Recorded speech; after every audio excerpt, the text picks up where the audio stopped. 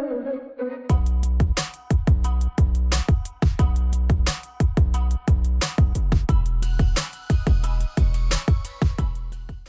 semuanya, kembali lagi bersama gue Dimas di sini di channel Dimdims.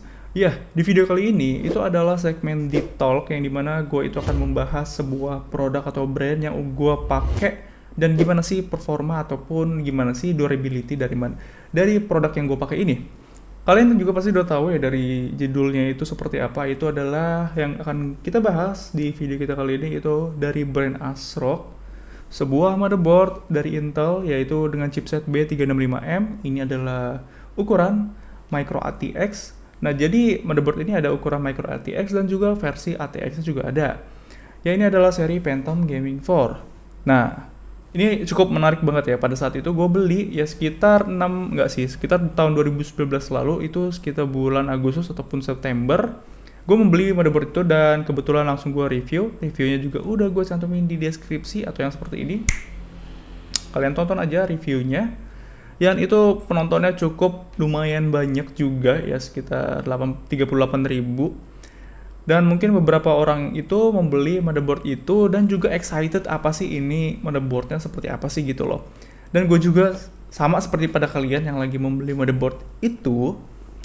Yang gue bisa bilang, gue agak review sedikit aja nih. Motherboard ini itu ukurannya Micro ATX yang memiliki desain cukup simple dan juga sudah memiliki beberapa cover heatsink di beberapa bagiannya ya. Itu di bagian PCB-nya juga udah ada. Dan armor IO shield-nya juga ada, dan beberapa heatsink di bagian M.2, slot M.2-nya juga ada. Itu cukup bagus ya. Itu ada tekstur Phantom Gaming 4-nya, itu cukup bagus gue bilang. Dan motherboard ini sudah memiliki yang namanya RGB ya. RGB di bagian IO shield-nya itu cukup bagus banget, memiliki tarikan garis yang kalian bisa ganti-ganti juga warnanya karena motherboard ini sudah compatible dengan ASRock Polychrome yang kalian bisa download dan juga kalian bisa atur di software dari motherboard ini. Dan nggak sampai situ aja RGB-nya, terus di bagian sisi kanannya itu ada tulisan Phantom Gaming dan itu juga ada RGB-nya di bagian belakangnya. Jadi ini cukup oke juga gitu untuk masalah tampilan. Ini luar biasa ya, nomor satu lah pada saat itu dan budget segitu. Oke, untuk budget pada saat itu ya sekitar 2019 lalu itu dibanderol di harga 1,4 jutaan aja. Kalian sudah bisa memiliki motherboard dari ASRock B365M Phantom Gaming 4. Dan pada saat budget itu di tahun itu cukup best value dan juga worth it ya. Itu sangat benar-benar gue rekomendasi banget pada saat itu karena emang gue bilang tadi desainnya cukup bagus dan sudah memiliki, ini penting satu nih, RGB header. Jadi ada 3 buah RGB header. Jadi yang 2 buah RGB headernya itu 4 pin, yang satunya lagi itu ARGB atau bisa dibilang addressable RGB yang memiliki 3 pin yang kalian bisa koneksikan dengan fan kalian di casing ataupun water cooling kalian dan lain sebagainya yang sudah support ASRock Polychrome tentunya ya. Nah, kalian bisa atur-atur melalui softwarenya. Dan softwarenya ini gue bisa bilang cukup user friendly banget ya. Jadi kalian gampang pahami untuk mengganti-ganti di motherboard ini dan berbagai macam pilihan warna yang ASRock tawarkan kepada kita semua gitu ya. Nah, itu untuk masalah desainnya. Untuk spesifikasinya ini gue bisa bilang cukup oke juga karena prosesornya ini untuk CPU-nya sudah support itu Intel generasi ke-8 dan juga generasi 9.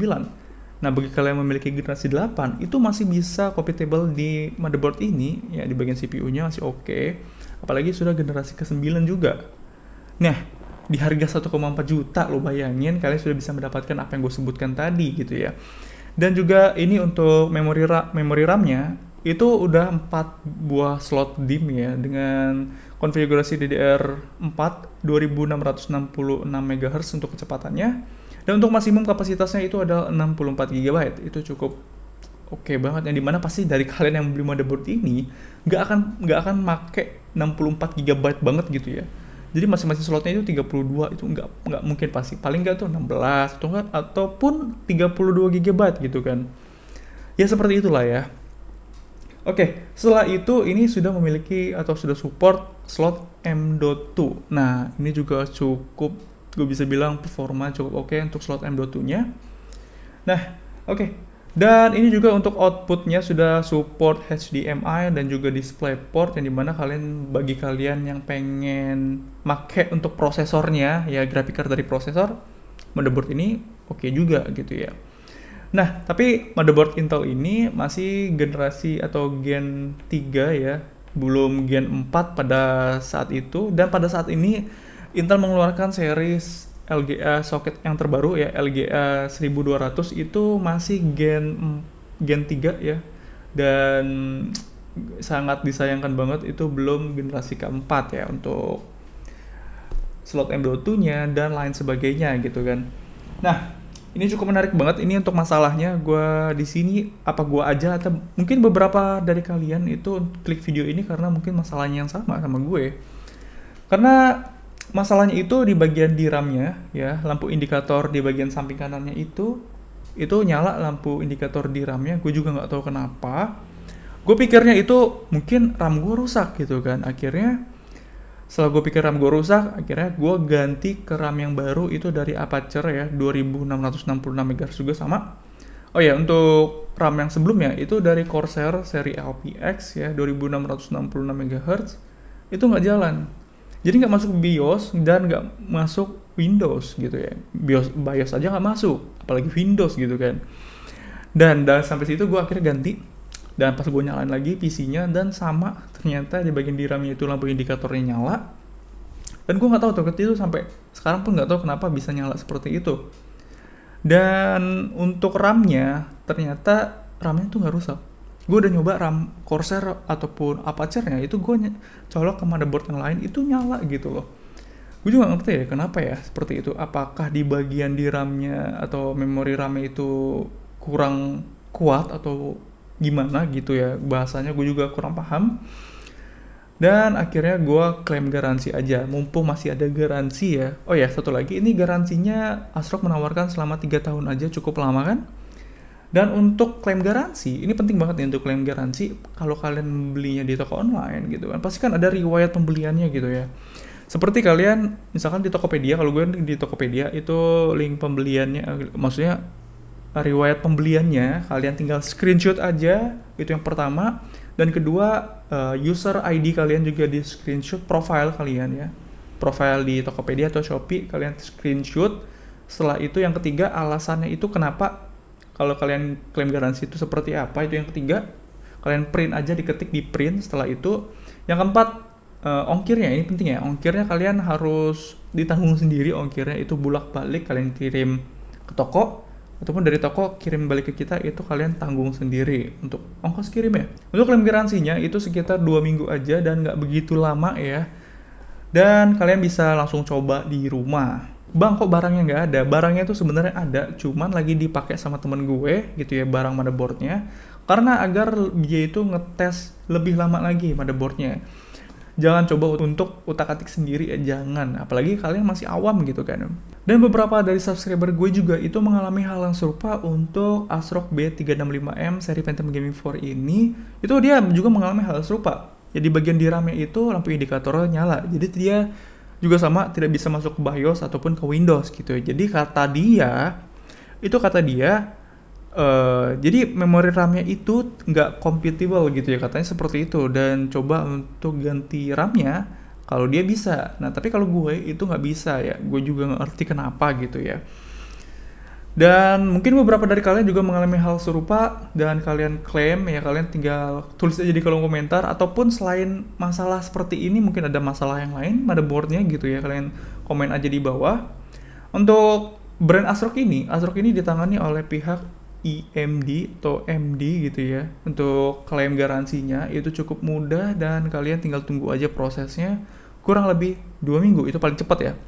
Kalau paling lama bisa jadi 3 minggu, tergantung antrian yang kalian masukkan atau klaim gitu ya, tergantung juga dari pihak EMD-nya gitu ya, berapa banyak antrian yang masuk ke mereka, ataupun kalian satu-satunya aja gitu ya. Ya 2 minggu lah kurang lebih, kalian tungguin aja ya.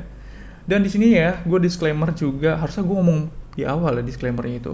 Gue nggak menjelek-jelekan satu brand dari ASRock ini, bukan, karena gue mau share aja pengalaman gue kepada kalian, tata cara klaim garansi ataupun pengalaman gue memakai motherboard ini, karena emang segmen di Talk ini itu membahas tentang itu gitu loh. Pada saat segmen yang pertama di Talk itu ya, yang membahas tentang power supply aerocool 550 watt yang RGB yang seperti ini, itu cukup banyak banget peminatnya ya, yang banyak banget menanyakan apakah kuat nggak sih bang spek gua seperti ini di jalan di power supply ini. Ternyata peminatnya tuh banyak gitu loh. Gue juga nggak ngerti kenapa peminatnya banyak. Mungkin salah satunya harga yang murah dan juga memiliki RGB. Ya, kalau nggak ada RGB itu gimana gitu ya? Karena RGB itu bisa meningkatkan FPS. Enggak. Jadi RGB itu hanya untuk gimmick tampilan aja gitu ya, agar tampilan dari PC kalian tuh oke. Ya, untuk motherboard ini, dan gue nggak ngerti deh, pada saat gue beli di tahun 2019 lalu, itu kan motherboardnya udah cukup lama ya, maksudnya ya udah hampir 6 bulanan, bahkan mungkin udah lebih kan, untuk pertama kali motherboard itu keluar, harganya itu 1,4 juta di tahun 2019, sekitar bulan Agustus ataupun September, dan sampai bulan sekarang, itu harganya naik, gila nggak? Itu harganya naik ke 1.755.000. Itu gue beli di toko yang sama juga. Kalian bisa cek aja di link deskripsi untuk pembelian dari motherboard ini. Itu harganya naik loh, 1,7. Ya taruhlah sama ongkir 1,8 ya, taruh segitu ya. Ya udah, jadi gue bisa bilang motherboard ini bukan harganya turun, malah makin naik gitu ya. Dan ini bagi kalian memiliki motherboard yang sama, mungkin nilai jualnya juga cukup masih oke lah ya, nggak turun-turun banget gitu kan. Dan nanti mungkin kalau ada informasi yang lainnya atau terupdate dari gue nanti tulis di deskripsi aja ya, ataupun di kolom komentar, kalian bisa cek aja di sana. Oke. Untuk motherboardnya, mungkin ini salah satu gue aja yang mengalami seperti ini. Dan gue ingetin lagi kepada kalian semuanya ya. Di dalam suatu produksi, entah itu barang atau makanan dan lain sebagainya, makanan nggak mungkin sih kayaknya sih ya. Untuk barang elektronik lah ya, entah itu handphone, laptop, motherboard, bahkan prosesor gitu ya, pasti aja dalam 1000 produksi, itu pasti ada salah satu aja yang rusak ataupun yang gagal gitu ya, bisa bilang produk gagal gitu kan. Itu pasti ada gitu ya. Dan mungkin salah satu itu gue juga kena gitu kan. Dan nggak apa-apa, ini menjadi gue juga pengalaman juga gitu ya untuk klaim garansi. Jadi kalian itu nggak usah worry lagi gitu ya terhadap brand ASRock ini, karena gue juga setelah itu rusak kan gue klaim garansi. Akhirnya gue beli lagi brand ASRock juga yang sama. Itu yang tipe H ya kalau nggak salah, gue juga H310 DVS ya. Itu reviewnya gue juga sudah ada yang seperti ini. Dan cukup banyak juga orang membeli motherboard ini pada saat itu karena emang harganya sangat murah. Ya, itu salah satu keunggulan dari ASRock, memiliki harga yang murah, budget yang bisa dibilang worth it ya. Dan juga tampilannya cukup oke. Dan juga performanya. Untuk masa performa gue juga gak bisa bilang banyak ya, karena gue hanya memiliki chipset di B365. Mungkin nanti pada versi AMD, ya B550 dari ASRock nanti gue akan coba beli dan akan kita tes juga gitu ya.